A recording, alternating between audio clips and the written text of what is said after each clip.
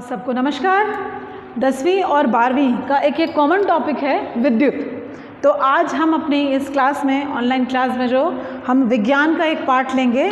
कक्षा 10वीं में विज्ञान का अध्याय 6 और कक्षा 12वीं कृषि गणित और एलिमेंट ऑफ साइंस जो है विज्ञान के तत्व, उसमें चैप्टर नंबर 3 विद्युत।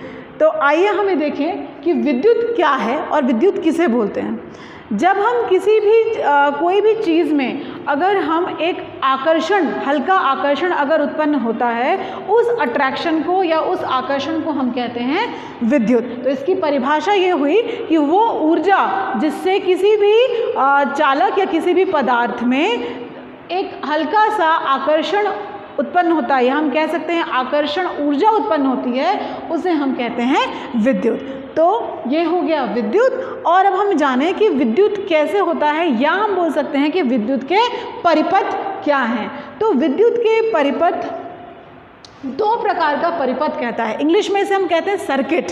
सर्किट जो है विद्युत, इलेक्ट्रिसिटी सर्किट या विद्युत के परिपथ दो होते हैं। एक होता है ओपन या खुला, और दूसरा होता है क्लोज या बंद। अब ओपन और क्लोज का क्या तात्पर्य है? ओपन क्लोज का, जैसे कि हम एक घर में क्या करेंगे, एक कनेक्शन लेंगे, उसमें एक हम सर्किट बनाएंगे। जैसे कि एक यहाँ हमने लोहे की कील ले ली, लोहे की कील के साथ में हमने यहाँ पे एक लगा दिया बल्ब, और उस बल्ब के साथ हमने यहाँ पे एक कनेक्शन जोड़ दिया बैटरी से। अगर हमने घर में ये एक प्रैक्टिकल किया, प्रयोग किया, तो उसमें क्या होगा, ये हमारा जो सर्किट हमको दिख रहा है ये बंद है। तो इसमें बंद में क्या होगा कि ये जो क्लोज सर्किट में इलेक्ट्रिसिटी या विद्युत का प्रवाहित होता है, विद्युत प्रवाह होगी, धारा प्रवाह होगा। लेकिन अगर किसी कारणवश यहाँ से वायर को हमने अगर डिस्कनेक्ट कर दिया, या यहाँ पे सर्किट ओपन हो गया या खुला हो गया, तो हम इसे बोलेंगे खुले सर्किट में यहाँ विद्युत जो है वो बाधित हो जाएगी। विद्युत धारा जो प्रवाहित हो रही है वो बाधा उत्पन्न हो जाएगी, और ये पूरे में इलेक्ट्रिसिटी फ्लो नहीं हो पाएगी। इस प्रकार से ये कह सकते हैं कि विद्युत सर्किट या परिपथ में दो प्रकार का होता है। एक होता है खुला और दूसरा होता है बंद, ओपन एंड क्लोज। तो हमने अभी तक देखा विद्युत क्या होता है, उसकी परिभाषा क्या है और परिपथ क्या है। अगले टॉपिक में हम आते हैं प्रकार।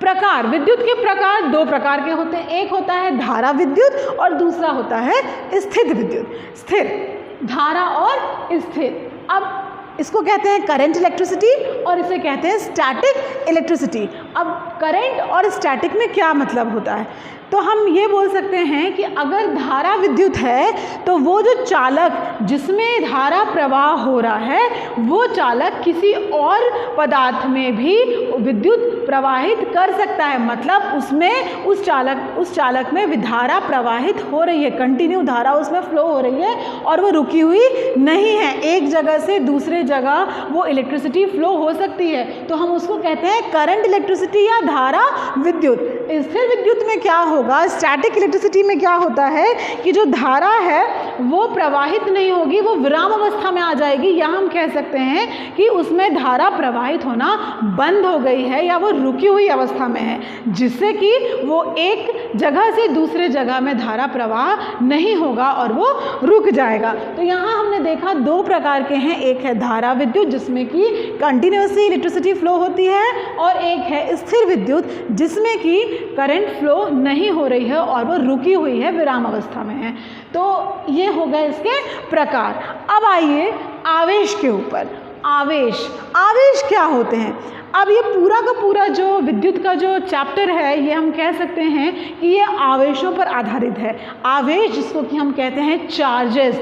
चार्ज क्या होते हैं? एक होता है प्लस चार्ज और दूसरा होता है माइनस, धनावेश और ऋणावेश। ठीक है, अब धन आवेश और ऋण आवेश, इनका क्या महत्व है? तो हम ये कहते हैं कि जो ये विद्युत है, इसमें इन आवेशों के कारण ही आकर्षण या प्रतिकर्षण, अट्रैक्शन और रिपल्शन, ये दोनों जो प्रॉपर्टीज़ हैं, ये दो प्रॉपर्टीज़ सिर्फ इन आवेशों के कारण ही होता है। वो इस प्रकार कि अगर दो धन आवेश हैं अगर आसपास में, तो इनके बीच में अट्रैक्शन नहीं होगा, इनके बीच में रिपल्शन होगा। मतलब उनके बीच में आकर्षण नहीं होगा, इनके बीच में प्रतिकर्षण होगा, तो ये एक दूसरे से दूर जाएंगे।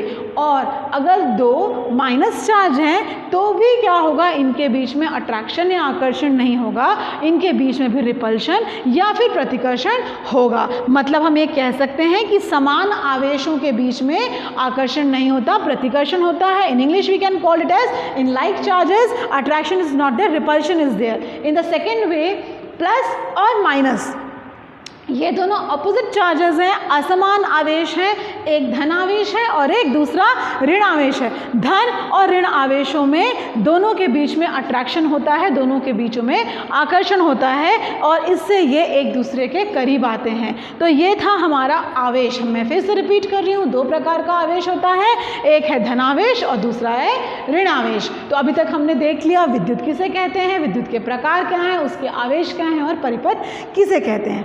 अब आइए एक अगले टॉपिक पे, विद्युत धारा। हमने अभी बताया धारा प्रवाहित, बार बार हम ऐसा कह रहे हैं कि विद्युत में क्या होगी, धारा प्रवाहित होगी। तो ये धारा है क्या, तो हम इसको ऐसे परिभाषित कर सकते हैं कि कुल आवेश हैं जो चालक के किसी अनुप्रस्थ धारा, वो कुल आवेश हैं जो चालक के किसी अनुप्रस्थ काट के क्षेत्रफल में इकाई समय में गुजरती है। तो यहाँ दो चीज़ें आ रही हैं, एक आवेश आ रहा है और दूसरा आ रहा है समय। तो हम ऐसे कह सकते हैं कि कितना आवेश, कुल आवेश कितने समय में अगर वो प्रवाहित हो रहा है तो हम उसको धारा बोलते हैं या विद्युत धारा। तो इसका फॉर्मूला हम इसको ऐसे बता सकते हैं, I बराबर Q अपॉन T। यहाँ जो I है वो विद्युत धारा है, Q जो है वो आवेश है और T जो है वो लगने वाला समय है। मैं फिर से रिपीट करूँगी, I क्या है, आप चाहें तो इसे उतार सकते हैं, कॉपी में नोट डाउन कर सकते हैं कि I is equal to Q upon T। I जो है वो विद्युत धारा है, Q जो है वो आवेश है, कुल आवेश, और कितने समय में बहेगा वो है आपका टाइम T। तो विद्युत धारा हुआ। अब आइए देखें इसका मात्रक। तो मात्रक मतलब विद्युत धारा हम कैसे, किस यूनिट में नापते हैं, तो इसके लिए हम एक है एम्पियर, जिसे हम A से डिनोट करते हैं। तो A बराबर होता है कूलम अपॉन सेकेंड। अब ये कूलम और सेकेंड कहाँ से आया, क्योंकि हमने अभी आपको बताया I, तो I का मात्रक हो गया एम्पियर, Q मतलब आवेश जिसका मात्रक है कूलम, और T का मतलब समय, उसका मात्रक है सेकेंड। तो I बराबर Q अपॉन T से आ गया I का मात्रक एम्पियर, Q का मात्रक कूलम और T का मात्रक सेकेंड। तो इस तरीके से 1 एम्पियर बराबर क्या होगा, इसे हम कैसे बता सकते हैं, 1 एम्पियर बराबर उतनी विद्युत धारा जो T सेकेंड में आवेश कितना होगा, 1 कूलम बटे 1 सेकेंड, मतलब 1 एम्पियर बराबर 1 कूलम अपॉन 1 सेकेंड। मतलब क्या हुआ, 1 एम्पियर वो है जो 1 कूलम आवेश 1 सेकेंड टाइम पे प्रवाहित होगा, तो वो हम उसे कहेंगे उतनी धारा या 1 एम्पियर धारा, विद्युत धारा। तो ये हमारा हुआ उसकी परिभाषा, विद्युत धारा किसे कहते हैं, उसका फॉर्मूला क्या है और उसका मात्रक क्या है। तो अभी तक हमने यहाँ तक ख़त्म किया। अब हमारा एक टॉपिक आता है चालक। चालक किसे कहते हैं, अभी हमने बताते समय कई बार बताया कि किसी चालक में धारा प्रवाहित हो रही है, हमने ऐसा बोला। तो अब ये चालक क्या है, तो 2 टाइप के पदार्थ होते हैं, एक होता है विद्युत का सुचालक और एक होता है विद्युत का कुचालक। अब सुचालक और कुचालक, सुचालक वो हैं जिनसे उनकी चालकता या विद्युत धारा प्रवाहित होती है, मतलब उसमें करंट पास हो सकता है, उसे हम क्या बोलेंगे, सुचालक। जैसे कि लोहे की कील में हम अगर अभी मैंने बताया आपको सर्किट में परिपथ एक बांधा, तो उसमें करंट धारा प्रवाह होगी, रुकेगी नहीं, और वो क्या होगी, सुचालक कहलाएगा। कुचालक वो पदार्थ हैं जिनमें कोई विद्युत धारा प्रवाहित नहीं होगी। जैसे कि लकड़ी को अगर हम बांध देंगे परिपथ में तो धारा वहाँ प्रवाहित होना बंद हो जाएगी, विराम अवस्था में आ जाएगा और हमें करंट नहीं मिलेगी और हमारा जो बल्ब हमने लगाया था वो बल्ब नहीं जलेगा परिपथ में। तो ये दो प्रकार के हैं, एक है सुचालक और दूसरा है कुचालक। अभी तक हमने परिभाषा, प्रकार, आवेश, धारा और चालक के बारे में देखा। अब अगला हमारा टॉपिक है विद्युत विभव और विभवांतर। ये विभव और विभवांतर जो हैं इसको हम नॉर्मल भाषा में कह सकते हैं वोल्टेज, जिससे आप सारे बच्चे परिचित होंगे। अब ये विभव क्या है और उसमें विभवांतर क्या है।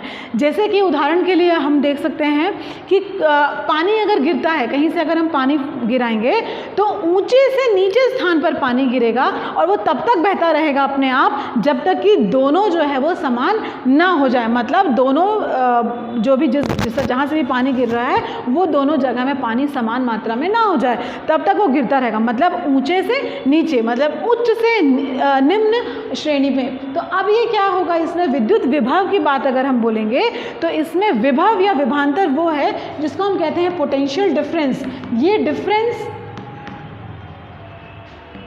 ही विभवांतर है जो कि दो चालक के दो सिरों में, जहाँ पे ज़्यादा एक वोल्टेज होगा, जहाँ ज़्यादा विभव होगा और जहाँ कम होगा। तो दो सिरा, सपोज हम मान लें ये दो सिरे हैं 1 और 2, तो अगर ज़्यादा यहाँ पे कम यहाँ है तो ये ज़्यादा से कम की ओर प्रवाहित होगा और ये इसी अंतर को, जो ज़्यादा और कम के बीच में अंतर है, उच्च और निम्न के बीच में जो अंतर है, इसी अंतर को हम विभवांतर बोलेंगे। तो किसी भी चालक में दो सिरों के बीच में जो अंतर वो विभवांतर है और यही इसकी परिभाषा है। तो अब ये विद्युत जो विभवांतर जो है ये हम कैसे बता सकते हैं, तो इसका एक फॉर्मूला है V = W/Q। अब V = W/Q कैसे आया। सपोज एक ये हमारा इलेक्ट्रिक फील्ड है या विद्युत क्षेत्र है और इस यहाँ पे एक बिंदु P है। इस बिंदु P पर लगाया गया बल जो इन्फिनिटी या अनंत से इस P के पास लाने में जो कार्य करने की जो क्षमता रहेगी, मैं फिर से रिपीट करूंगी, वो बल या वो कार्य जो किसी अनंत से किसी धन आवेश को इस P के पास जो किसी विद्युत क्षेत्र में है लाने के लिए जो कार्य किया जाएगा वो कार्य को हम बता सकते हैं W, और वो आवेश जिसको ला रहे हैं वो हमारा रहेगा Q। तो उसको लाने में जितनी ऊर्जा या जितना कार्य किया जा रहा है उसको हम बोलेंगे विभव। तो विभव बराबर क्या हो जाएगा, वोल्टेज बराबर क्या हो जाएगा, W/Q, मतलब कार्य बटे इसकी आवेश। तो इसका एक मात्रक है वोल्ट। विभव का मात्रक जो आएगा वो क्या आएगा, वोल्ट। और इसको हम कैसे बता सकते हैं, परिभाषित कैसे कर सकते हैं कि ये जो इसकी मात्रक क्या है, W का या ऊर्जा का मात्रक है कार्य का जूल बटे Q मतलब आवेश, और आवेश का जो मात्रक है वो है कूलम। मतलब वोल्टेज V =